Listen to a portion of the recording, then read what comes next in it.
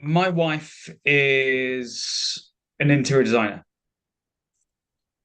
and she wears masks to protect her breathing when she's on some building sites, to protect her breathing, protect from the dust and things like that. Never been a problem. And then we went to have our third baby, um, and during pandemic, we all started wearing masks and wearing masks in hospitals and wearing masks out and about. And suddenly she became very vulnerable because she couldn't communicate. Because my wife is partially deaf. She's deaf in one ear. So looking at her, looking at me and you, we all look the same. We're not wearing hearing aids or anything, but you wouldn't notice because most people who actually are deaf or hard of hearing, sorry, who are hard of hearing or partially deaf, don't wear hearing aids. They can get by. But as soon as you put a mask on, you can't lip read, you can't communicate. It wasn't effectively her wearing a mask having the problems. Everyone else wearing the mask was a problem. And obviously during COVID, just got me thinking.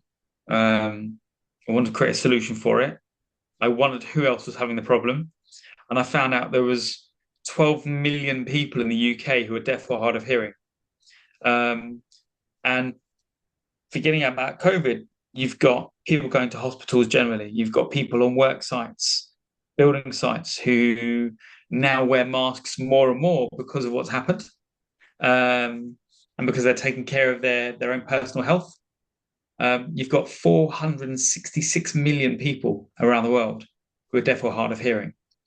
And if they come into contact with people at work, they're working on building sites, in factories, in airports, in pharmaceuticals, in health and safety, on farms, in food safety. There's many walks of life where people still, and actually more so, wear masks these days. And it's an unhidden issue. Now, if you're on a busy, noisy workplace and you're wearing a mask, you can't hear each other anyway. Because I don't know about you, Jacob, but I'm able hearing. You might be able hearing as well. I If am. we're both in a noisy environment, we're both wearing masks. It's difficult, very difficult to understand each other. And there's actually quite a lot of research out there that says wearing masks between two able hearing people can cause problems. And it was also pinpointed as the death of a patient, where two doctors were wearing masks and they gave the wrong amount of dosage to a patient who died in front of them, because they were wearing masks and they couldn't communicate properly.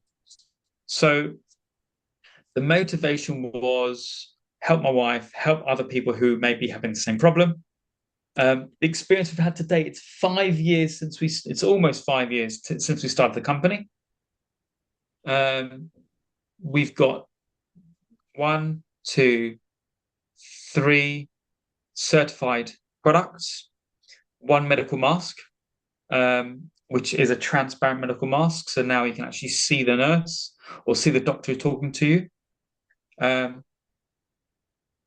and we've got two respirators. One is a regular respirator that you would see on a building site, and one is a transparent respirator. Oh, this is just the prototype. So this is a transparent respirator.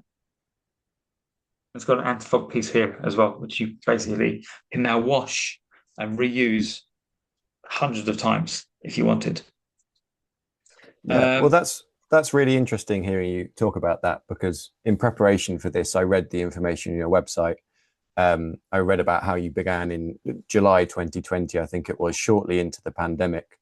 And my mind naturally went to your inspiration being, or your intention being more medical and healthcare in those sort of environments. So it's interesting hearing that actually your vision is catered to any working environment that uses masks. So interior design, sort of building sites, anything, yeah, where it's hard to hear or you need that kind of protection.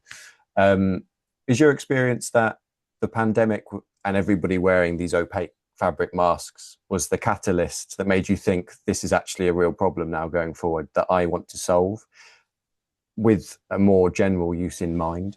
it's a bit like a bowl went off my head. a light bulb went off my head, and I didn't. We obviously wanted to help. It was all about helping the NHS frontline staff do their jobs better and be able to be more comfortable. Um, I personally know of people who had, I don't personally, I know of stories of people who took their own lives because of the stress they were under and they couldn't communicate with other people about how they were feeling. Um, I do know that when we're on initially it was for the healthcare because that's where the demand was and that's where the need was, the urgent need. I didn't realize how long it would take to create the products. I mean, there wasn't even a standard for transparent masks. There wasn't even a to get into healthcare. You have to have a UKCA or CE marked product that the healthcare professionals can use can buy and can use. So, and there wasn't one for transparent masks. It hadn't been thought of. I did look around for what options there were in maybe March or April 2020, and there was one. It looked awful, and I was like, there must be something better than this. You can't walk around. My immediate thought was, you can't walk around looking like that just because you've got a disability. Um, you shouldn't have to look like basically silly. So that's why the business is called Design Abled. It enables you through design. It wasn't just hitting a tick box. So yeah, initially it was for the healthcare market, but we did think this isn't hopefully going to last forever. The COVID, this needs to be a mask that is good for all situations where someone is effectively losing their ability to hear.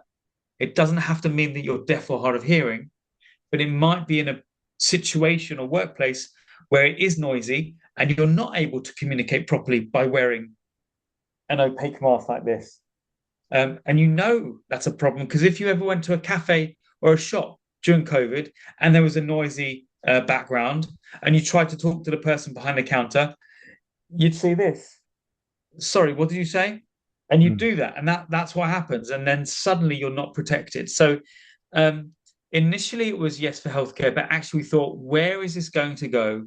What other situations is this helping? And you always think, yes, it's first of all, our market is really helping the people who are talking to people, communicating with people with who are deaf or hard of hearing. But then you've got mental health issues as well, people affected by that who need to see the face. And then we thought beyond that, well, where else are you effectively hard of hearing when the environment around you Mm. stops you being able to hear properly? And that's when we thought, well, actually, you've got pharmaceuticals, surgery, even if you're just in surgery in the hospital, you've got machines running in the background and you need round the clock and really good protective equipment. And then obviously, branch down to chemicals, pharmaceuticals, agriculture, construction, manufacturing. So did you So there's a find natural kind of strategic thinking about where this could go. definitely, yeah. And did you find, not that I'd ever characterized the pandemic as a good thing, but did you find because everybody had had that general experience of opaque face masks, that because of that wider understanding, it was easier for you to then translate the importance of what you were doing and spread your message to the general public and get Helloface out there? Initially, yes, but there's a phrase that I often relate to, and it basically says this time will pass.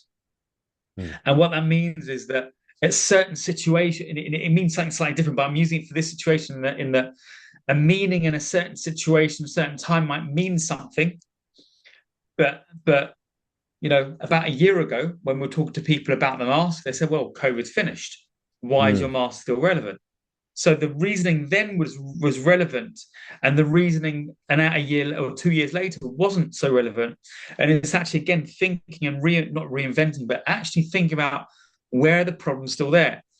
And the problem's still there because actually you actually lose, forget COVID, you lose up to 98% communication when you're wearing opaque masks in a noisy Wow. environment. And that's nothing to do with COVID. So No. actually, in any situation, if two people have to communicate and one is either hard of hearing or you're just both wearing respiratory protection, everything out there at the moment is like this. Everything out there. And if you're both trying to communicate in a noisy environment, you're losing up to 98% communication. How do we know? Because when you're in a noisy environment and I have to talk to you, I have to do this. Or we have to leave the room and then go back in again, which isn't very effective. No. Well, more efficient. So COVID was awful and it was a trigger. And like I said, it was a light bulb that there is a problem.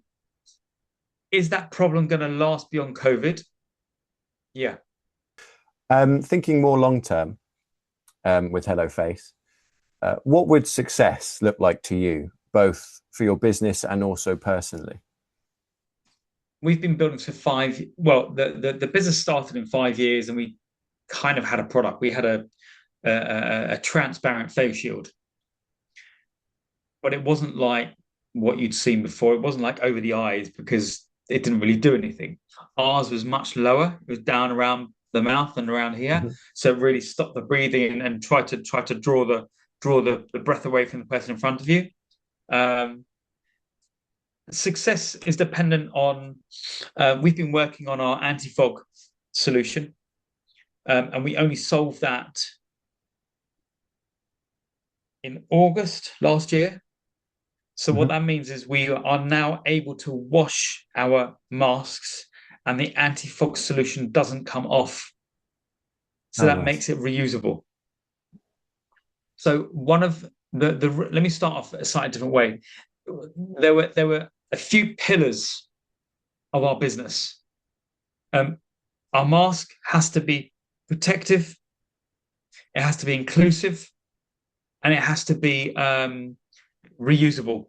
You know, good for the environment, or at least not as bad for the environment as anything else. So it has to essentially protect you, protect yourself, and protect others, which is the strap line for one of our products. Success is turning that into a sellable product. We're currently manufacturing. We have a timeline now, which is ticking down to sometime in July when we're going to have our first samples. Mhm. We are already speaking with the NHS. We're already at trials with the NHS. We've had one trial already, which has been successful. We've got another one coming up, which is going to be starting very soon, I think in a matter of weeks. But for business, I think success is validating that and validating those assumptions we've made, and that Mm.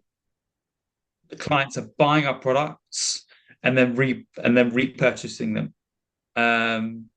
It's not about just a single sale. In COVID, I mean, I shouldn't really mention COVID, but in the past, there have been products that have been made that were bought once and then not again because they didn't Mm. fit the purpose. They weren't any good. So what success is we get repeat purchases for our products in healthcare and also in industry. Mm. From a personal point of view, success would be the financial rewards of selling the products, um, knowing that we've achieved it in the correct way, that we haven't taken any shortcuts, we haven't gone down the non-reusable route, we've got all the certifications we should have. And the third thing would be that crazy thought I had in my head about 5 years ago wasn't so crazy. Mm. That personal sort of validation. And that's yeah. I mean, they have these ideas, and you go, oh, that'd be a good idea. And then I don't know, 1 in a million people maybe act on it, Mm, and then maybe they say, I don't know what the I think they say 2% of businesses succeed, and if there's 2 million businesses being opened a year, that's only 1 in a million. So let's say 1 in a million people actually act on their ideas, and then 1 in a million ideas actually work. mm, Um, it comes down to yeah, giving it a go and actually this has worked. So that yeah, I guess personal validation and saying, and there's other people who are involved in the business. yeah. There's my co-directors, there's our families who are involved in the business, our investors who are involved in the business, and then our end users who need this product. They're all waiting for it. We have regular inquiries, regular emails, regular phone calls of people, businesses calling us saying, contacting us saying, where's your product? Mm. Well, it's great that you mentioned the people involved in your business as well, because I think it's safe to say that Designabled and Helloface is a real family powered brand. And going back to July 2020, you set up Designabled alongside your brother, Jamie. What was it that made you want to go into business alongside Jamie?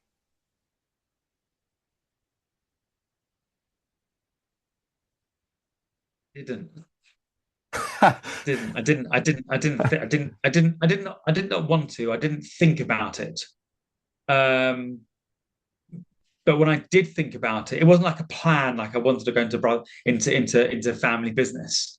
Um, our father's got a business, and I just don't think it was for us. It's a very successful business, just wasn't for us. We wanted to do something ourselves. But then when I looked at the business and I thought this could be really helpful for people, um, and I spoke to Jamie about it. We've got skills. We've got our own skill sets that bring something essential to the business. I could work on product and tech. Just that's all I can do. I can do that all day long.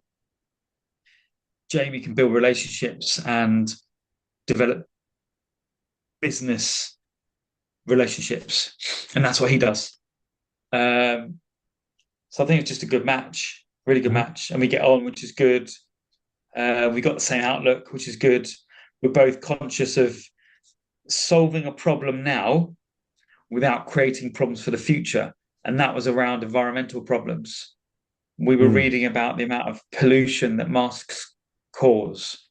We were reading about the problems of plastic and, you know, recyclability and reusability not being considered properly.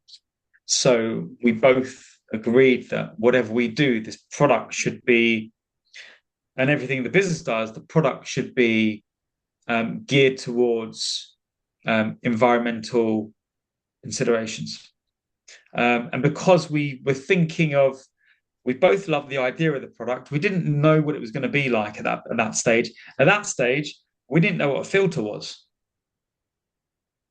We just had a transparent shield. That's all it was. It was just literally just an embryonic idea. But both very hardworking. We both run our businesses before, our own businesses before.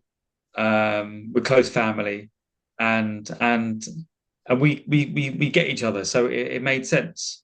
mhm. So it wasn't pre-planned, but it makes sense. Nice. And are there any key mentors or figures of inspiration that you've looked to for guidance while building HelloFace? We work with local companies like Wenta, the Watford Enterprise, Watford Enterprise Association. They're very helpful working with local companies in Watford area because I live in Watford, or nearer there anyway. We work with Innovate UK Business Connect. They've had a few rebrandings, but basically Innovate UK, who have been amazing in support. They've helped us with grants, have helped us with getting our inroads. We work with HIN, who used to be they're basically called the Health Innovation Network. They're basically they say it takes 10 years to get into the NHS on average for an innovation. The HIN network is a Health Innovation Network, which is the innovation arm of the NHS. Their goal is to get you into the NHS within about 18 months.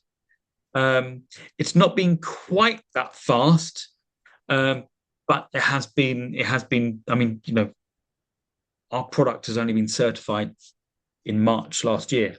So there's if you reach out to local partnerships and local enterprise partnerships and the local support for businesses, there's a lot of help out there.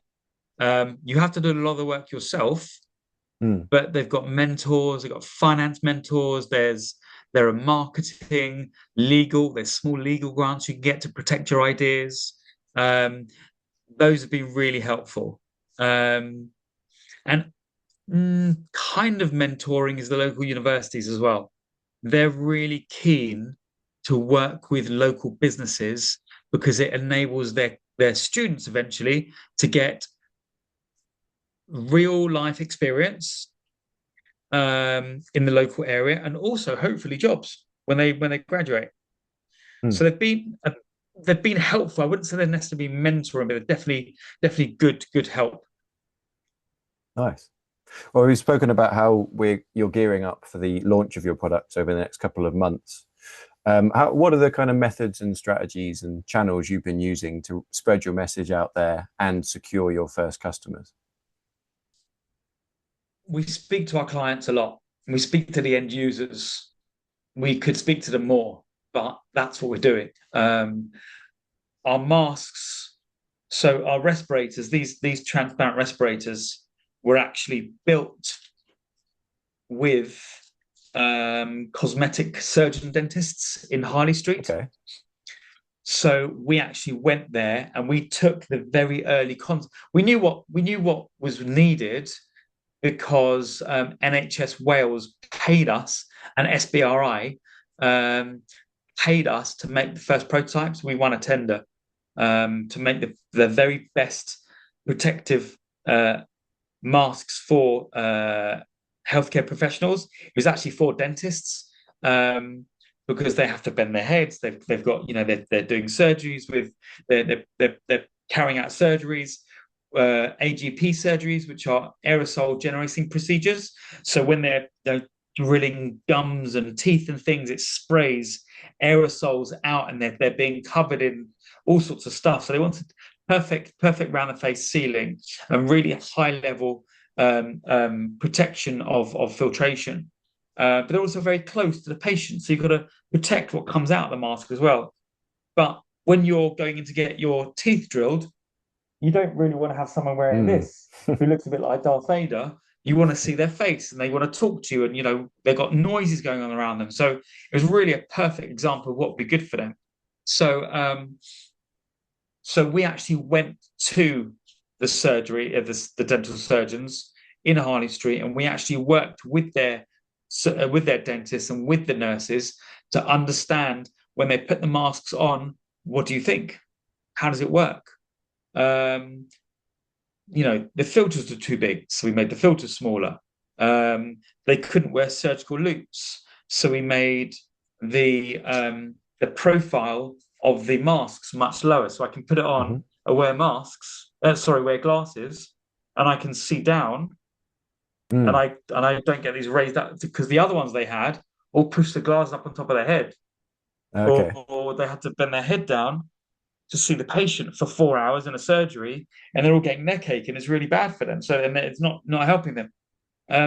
So a lot of, I mean, when we first started, we went to a local deaf charity to ask them, is this even a problem?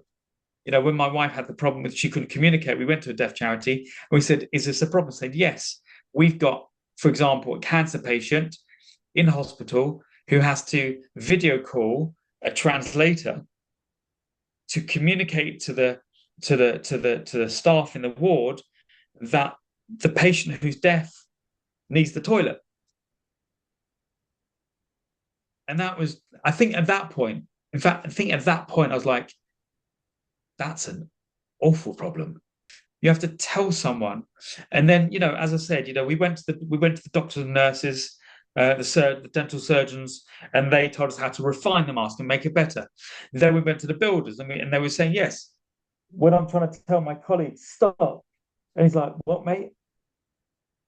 As opposed to you just go like this, stop like this, and oh Mm. right, okay, I get it. You're not just like bobbing along to the music. Yeah. You're actually telling me something Yeah. like that. Yeah. That's That crucial, that I you, think. yeah, Definitely. that so every time we've gone back. The Royal College of Art Design, they call it the double D approach. So you get the basic problem, you create the product, you create the prototype, you go back to the client to say how's it going now, and then you refine it again. Mm. Hmm. It's called the double D approach. If you don't Constant do it, feedback. you'll end up with a Mm. product you think's great that the client doesn't really want. So in the beginning, we were all about recyclability. And the NHS told us actually it's all about reusability. We don't just because they incinerate their products afterwards. They did. Okay. So it's always going back to the client. So it's understanding them. We've gone on road shows. We are engaged in trials. Um, and we're getting ready to send out samples. We've got a business plan. We've got a sales plan. We know our route to market, and we know a route to market through different intermediaries, and we're speaking with them as well. And we're getting people on our side, and we're showing people we've got the certification, we know what we're doing in building the product, but we're also allowing ourselves to be a bit vulnerable and saying we're a startup. Mm.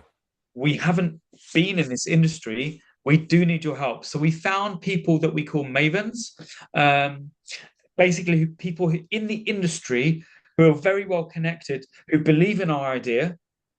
They've bought into our idea, into our problem solving solution, and they want to help us get to where we want. So mentors who are in the industry, who believe in what we're doing, they can see the problem, um, and they're helping us get to that marketplace. So that's what we've been doing, building up a good team of people Hmm. who are well connected and keeping the message the same. Never forgetting about the reason why we're doing this. Definitely. Absolutely. That's so important. If you could start your journey with Helloface all over again, what is the one thing that you would do differently with the knowledge that you have now? Got two answers. Go Answer number ahead. one would be raise loads of money in the beginning Hmm. because it definitely slows you down. And if you're going to something like manufacturing in a highly regulated market, you need money for prototypes, design, prototypes, testing, more prototypes, more trials, more testing, more certification. We spent hundreds of thousands of pounds just on product, and then probably about almost as much on certifications. Um, my second answer would be so have enough money that you need, have enough money to get and work out what you think is going to cost. Work with professionals would be a really big one as well. Hmm. Work with professionals. Don't do it by yourself. Bring a team, make it happen. You need a team. You have to. Um, and then number two would be: would I ask for more money right at the beginning? Would we have run out? Maybe because I didn't know it was going to cost this much money. Um, but have some sort of plan, have a team, and ask for help. Ask for help. The worst thing about being an entrepreneur and doing these sorts of things is being in a room by yourself trying to work out, is this idea correct? When's it going to be correct? Mm. Mm. But the best thing about being an entrepreneur? Oh, so many things. I know So many in things. 2 minutes you can't answer The, that the, question, can the, you? the fact that you can really help people when they haven't found a solution elsewhere, really is the big thing. The fact that you spotted something and actually this is a massive problem and I can do something to help them solve it is a really big thing. It's a really big driver. Some Monday mornings have been really like going to throw the towel in, sort of like, when you haven't passed, when you failed a test Mm, and you've got mm. no money to make it happen, but then suddenly something happens and they go, actually, you just won a grant and you can keep going now. Um, Obviously, the financial benefits are actually secondary, but really like seeing the looks on people's faces when they've been used to this, and then suddenly go, well, this is what you're going to have, and they go, the look on their faces like you've solved this problem that's been so detrimental to the life they live every single day is like that's what does it. That's what makes it That's worth what it. keeps us going. So that, yeah, makes it Absolutely. makes it worth it.